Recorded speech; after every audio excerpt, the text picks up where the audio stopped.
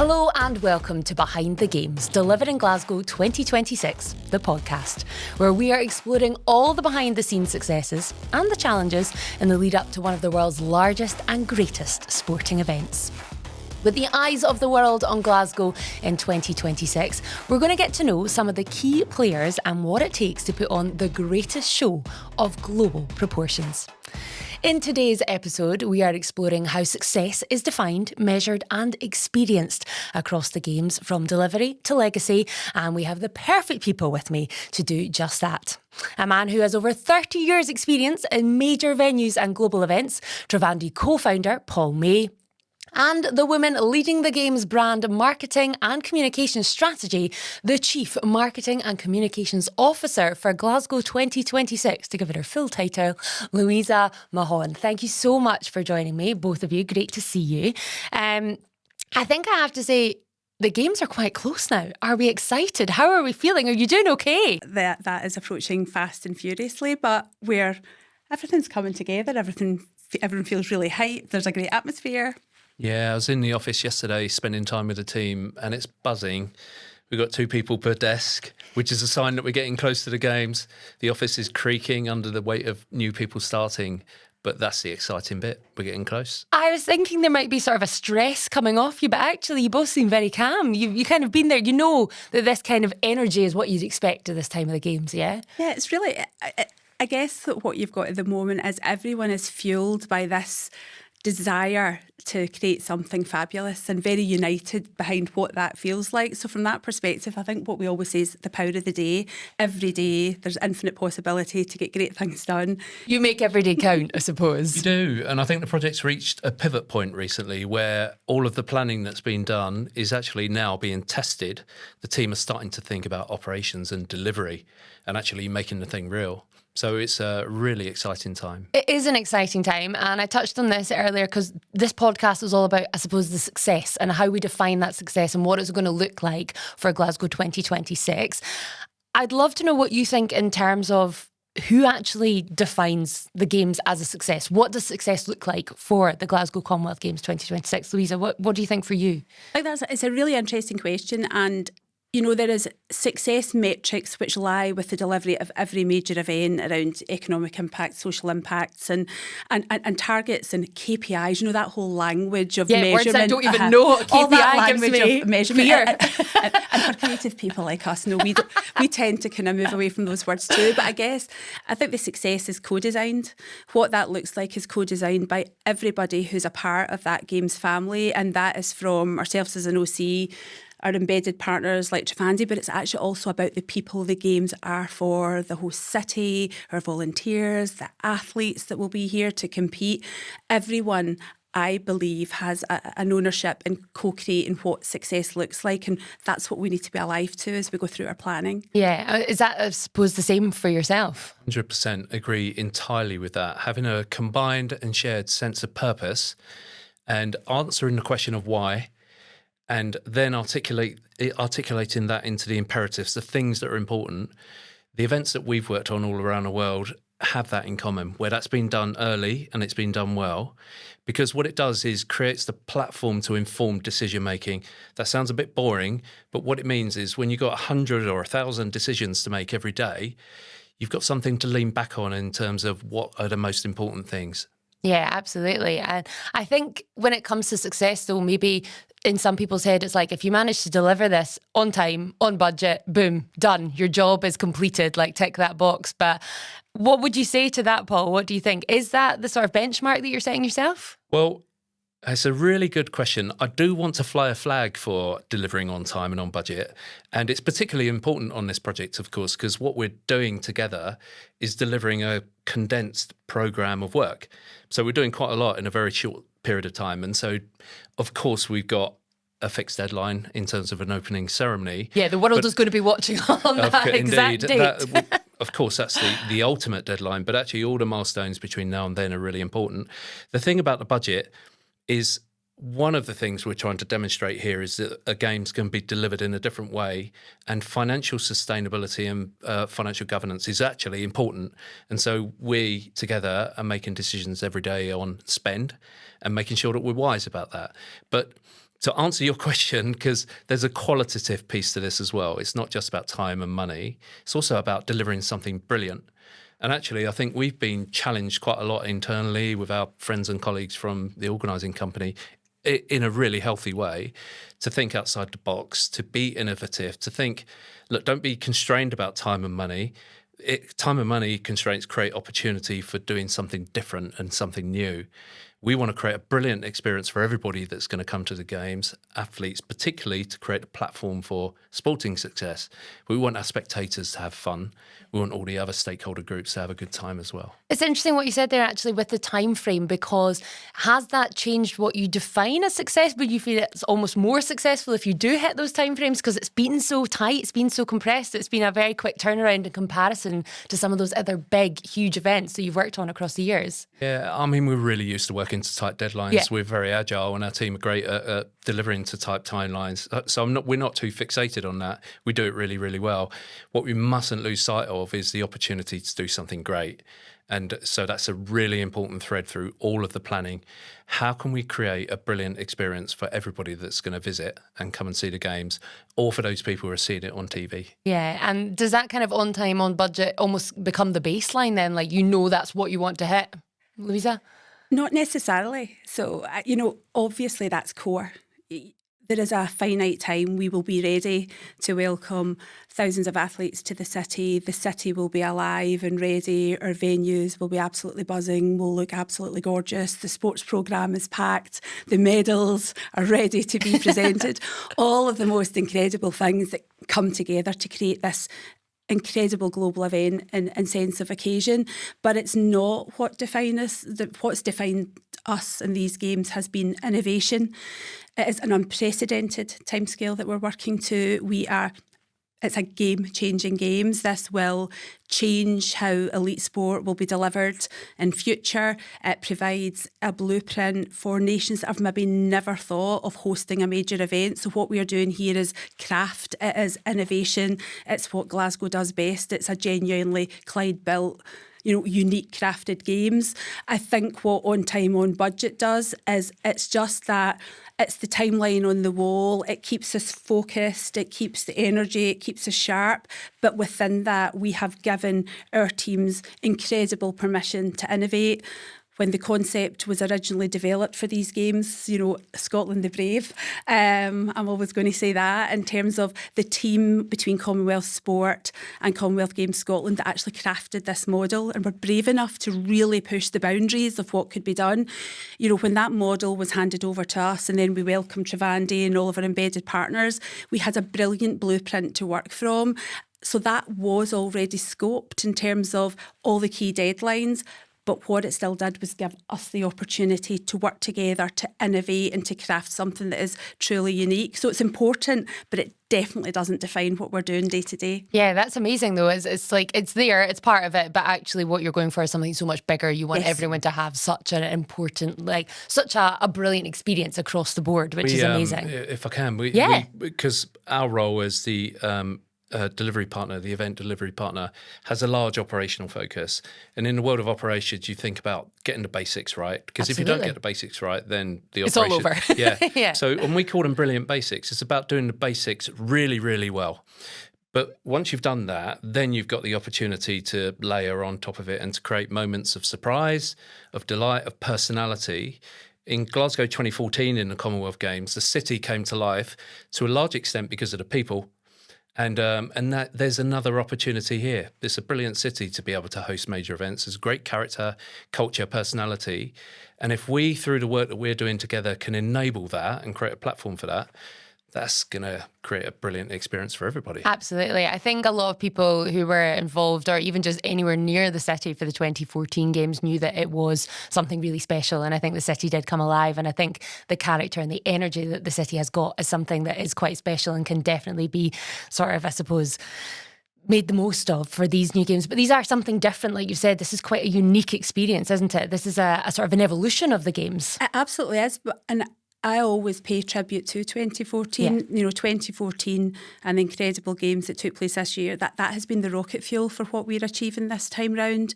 We were able to build upon first-class venues, which have been maintained really well. They are day-to-day the home for incredible sport that takes place in the city, for a number of incredible events that followed Glasgow 2014.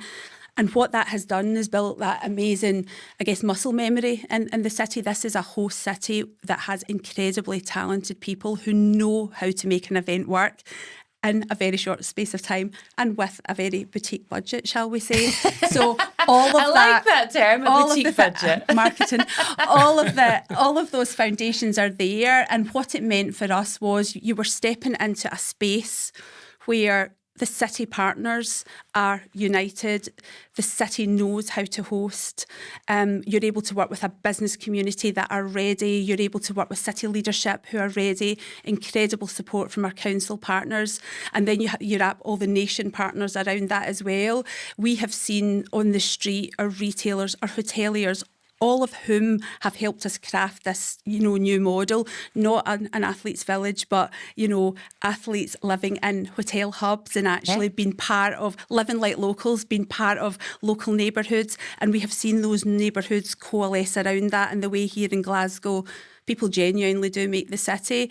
You've got a warmth there from our professional institutions, our colleges and our universities to people who just live and work here, who appreciate events, they appreciate the welcome, they appreciate how the city feels. Yeah. So that has made it much, much easier for us to come in and do what we're doing in such a short space of time. Yeah, absolutely. And I mean, you're getting me excited about it, just talking it there. It does sound incredible, and I think it does focus on getting everybody involved. And Louisa, you talked about having a team as well, and you're working with so many different people across Glasgow 2026. How do you make sure that kind of everyone in that team has their own success moments? How do you make sure that everyone's kind of part of that success, that filters down? It's not just the big wins at the top. I think the key to success is ensuring that you have a really clear and compelling vision, and that's what we started with, a real united vision of what we wanted these games to be and what you're then articulating with a wider group of people what success looks like. So what does success look like for the city, for our nighttime economy, for our hoteliers and retailers? It's about the busyness, it's about the streets, it's about ensuring that we bring visitors, and you're talking about this international community that are arriving in the city. It's about making sure that visitors who land have access to all the information they need to navigate the games, to love the sport, but to get the best out of the city and of Scotland as well.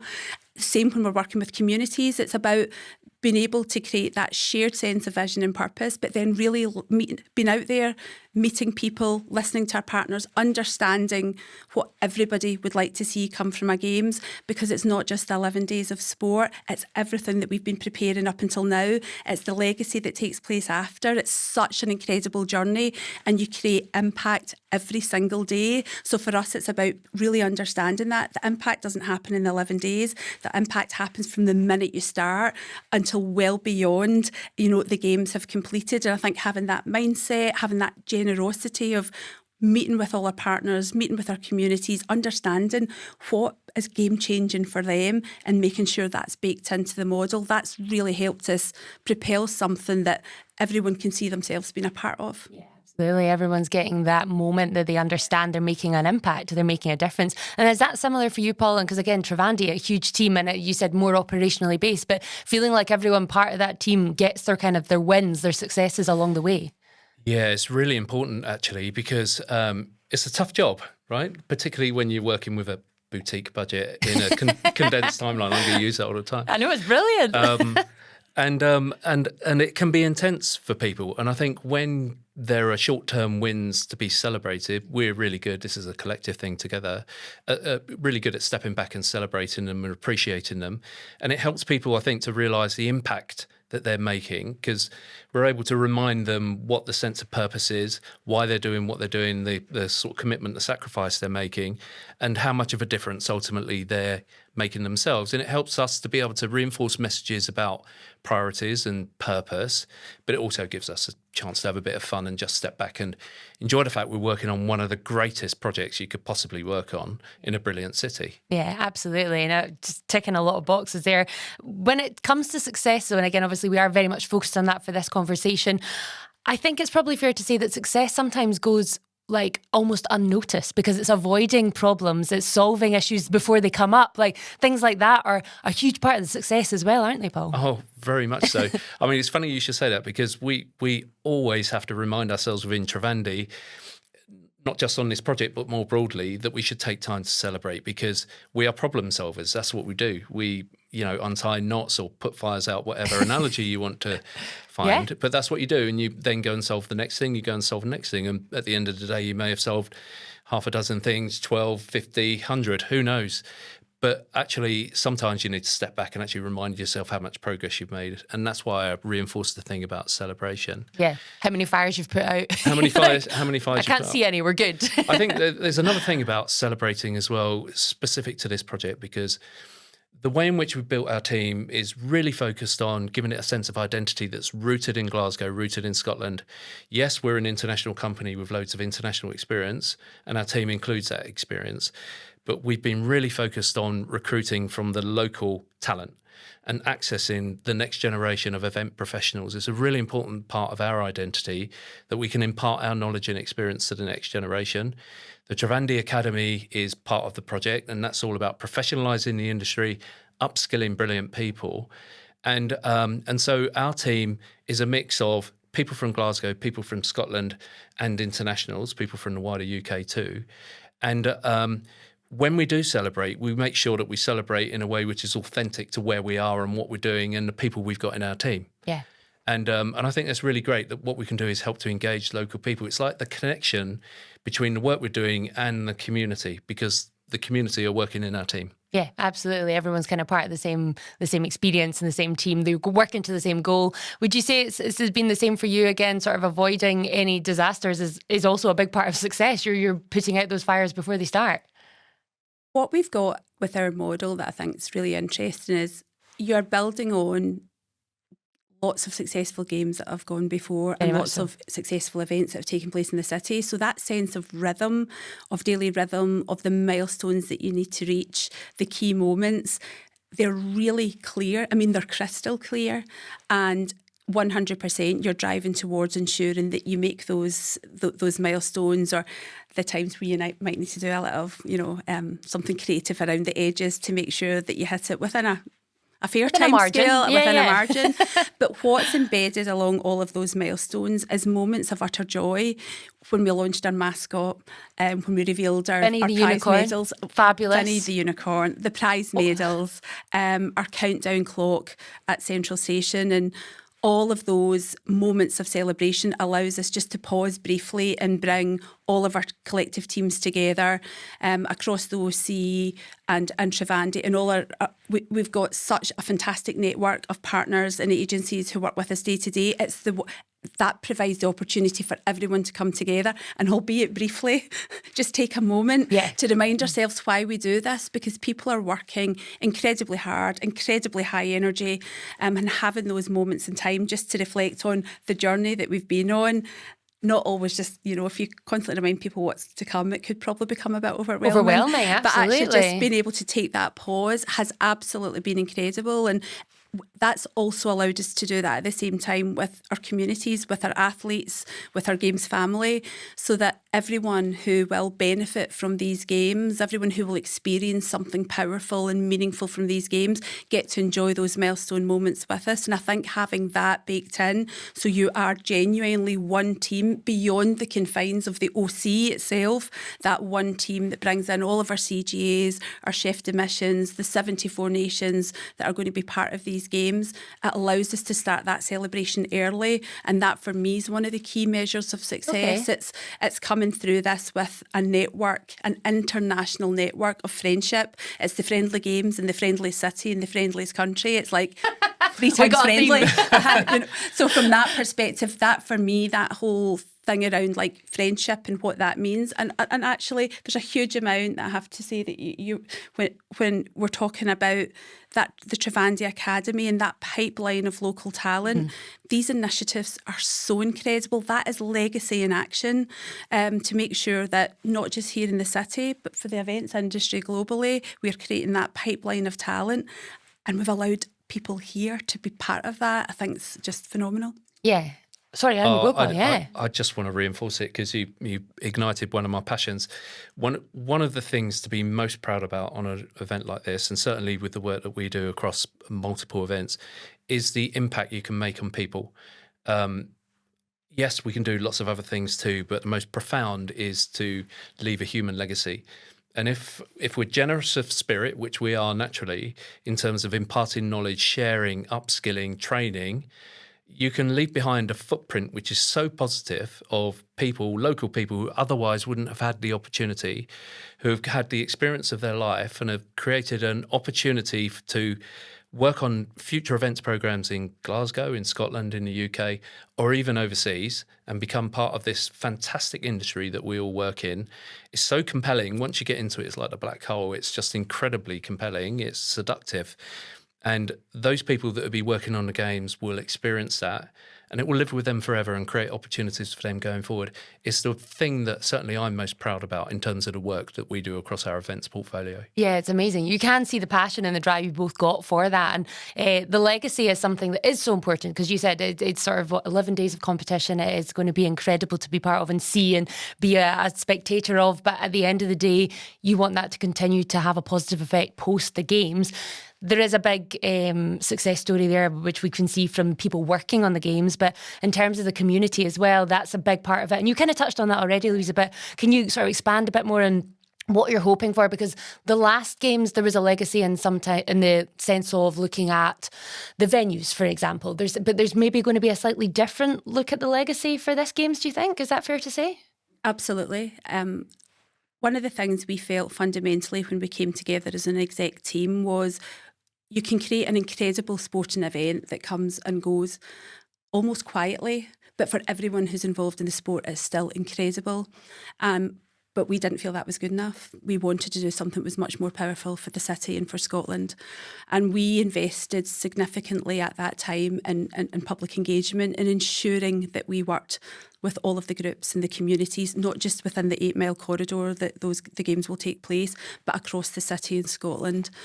We have had significant success through that engagement, and we've created networks of partners who will continue to work together beyond the competition of the games. We've got an incredible schools programme which is rolled out across every school in Glasgow and across wider Scotland as well.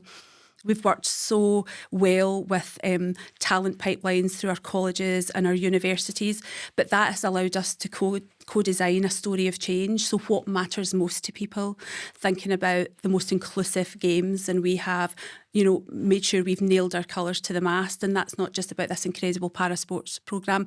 This was actually about every person genuinely being able to take part in these games in a way that works for them. When we defined our brand values and we looked at Hero the Sport, Clyde Built, Brilliantly Different, 3 Times Friendly and All In, it was All In that really encapsulated the ethos of what we were trying to achieve. And we wanted everybody, no matter whether you are a sports fan, you're new to sport, you're interested in arts and culture, or you're just actually interested in making new connections, friendships, could we create a programme around these games which started on day one, ran right up to games time and then continued throughout, that created all of the different ways that people could be part of this sort of Commonwealth sport movement. We've got our festival fund, which has allowed 160 local groups to create their own cultural activity so that every neighbourhood across the city is elevated in the lead up to games time and through games time. We've got an incredible festivals programme. We've got an incredible live programme. So we wanted to make sure that... I'm exhausted just thinking about all that stuff. I'm like, what a list of programmes going on. It's amazing. It's incredible. No matter whether you're a visitor, whether you live here, you can choose to take part or you can happen upon it. And that for us was critical. Yeah. You want it to be there, that people kind of almost can't avoid being part of it in some way, and in the most positive way possible. It feels to me like there are sort of so many levels of legacy, which is important and had been focused on, which is incredible. What do you hope that people will be saying about the games in 5 to 10 years' time? And it's almost like that $1 million question, really. But what do you think, Paul? What are we hoping for? Well, I hope they'll be talking about Glasgow 26 in the same way as we talk about Glasgow 2014, which was immense. And I think it will live on. I think there'll be, you referred to it as a muscle memory, I think there'll be ripples continuing for years and years to come. events like this create a civic pride as well. It creates a confidence in the ability to be able to do something great. And I think Glasgow 26 will create that opportunity for the city to remind itself how brilliant it is at hosting events. But it's not just a Glasgow thing, it's a Scotland thing, it's a UK thing. We collectively tend to be really good at hosting events. London 2012 is another example, of course. I think there's another thing which is really profound in terms of legacy. The blueprint of what we're doing here, which Louisa has referred to as being driven by innovation. What we're doing here is unusual. It is condensed. It has got that boutique budget. We are trying to do something very compact, very authentic within a city environment. And it will create a model which will inform future events. I think the India Commonwealth Games in 2030 will learn a lot from this. It will no doubt take it and adapt it and develop it and make it their own. But this will be a bridge to future Commonwealth Games. The rest of the events industry will look in as well, because there's stuff that can be learnt from the Commonwealth Games that will inform other big major events, the Olympics included. And we ourselves are in that ecosystem of Olympic Games and other events. So we will learn and we'll be able to take it. So I think there's a legacy here which is about the impact on the wider ecosystem of major events, particularly Commonwealth Games, but more broadly. Yeah, absolutely. A model that everyone can learn from. And there's an element of sustainability in that as well, and making something happen quicker, faster, and on a more boutique budget, which has been the phrase of this podcast. Amazing. You've touched on another passion. I'm sorry to cut in, No, Jen. absolutely. No, please. We haven't mentioned sustainability, and we should, because it is a fundamental part of the original vision and purpose for the game, to deliver a greener games. And we, as the event delivery partner, have inherited some of that, because we can make a big impact in terms of how do you plan and operate venues in a way which is sustainable. And so the Trivandi sustainability team are threaded throughout our team and the wider organising company. And it's about doing that in a way which is, it's not just additive in terms of there's a sustainability team sitting in the corner. It's very embedded and threaded through the identity of how this project is being delivered. And the outcome will be brilliant. But one of the things that needs to be measured after the games is how successful was that. So, it's been done with very deliberate intention. It's been done by very smart people. And afterwards, we'll be able to take stock and say, did we achieve what we wanted to achieve? I feel very confident, by the way. But actually, could it go even further, that agenda? Next time it's done, could it be done even better? Can we keep improving? And it's a process, isn't it? It's a journey. I'm going to come back to you, Louisa. What do you hope people are saying about the Games in 5-10 years' time? We've sort of touched on that legacy a lot. What are you hoping is the real takeaway for people? I think that people do see it as being a game-changing Games, and as you've said, that it's remembered as fondly in this city and nation as 2014.